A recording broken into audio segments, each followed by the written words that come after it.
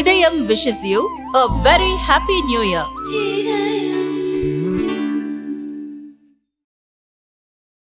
பீகாரில் பிபிஎஸ்சி முதல்நிலை தேர்வுக்கு மறுதேர்வு நடத்த கோரி பாட்னா காந்தி மைதானத்தில் போராட்டம் நடத்திய பிபிஎஸ்சி விண்ணப்பதாரர்கள் மீது போலீசார் கண்மூடித்தனமான தாக்குதல் நடத்தியதற்கு காங்கிரஸ் தலைவர் மல்லிகார்ஜுன கார்கே, பிரியங்கா காந்தி உள்ளிட்டோர் கண்டனம் தெரிவித்துள்ளனர்.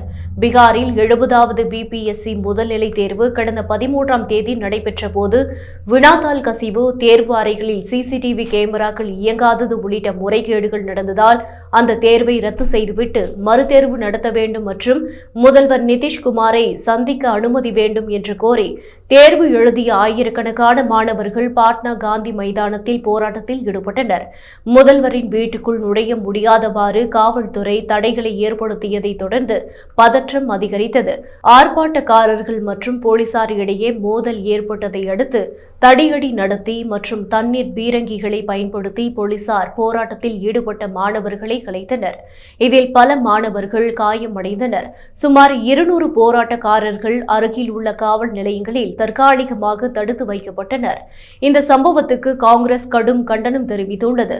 இது தொடர்பாக சமூக வலைதளத்தில் பதிவிட்டுள்ள காங்கிரஸ் தலைவர் மல்லிகார்ஜுன கார்கே, பிபிஎஸ்சி தேர்வில் 3.28 லட்சம் இளைஞர்களின் எதிர்காலம் கேள்விக்குள்ளாகி உள்ளது.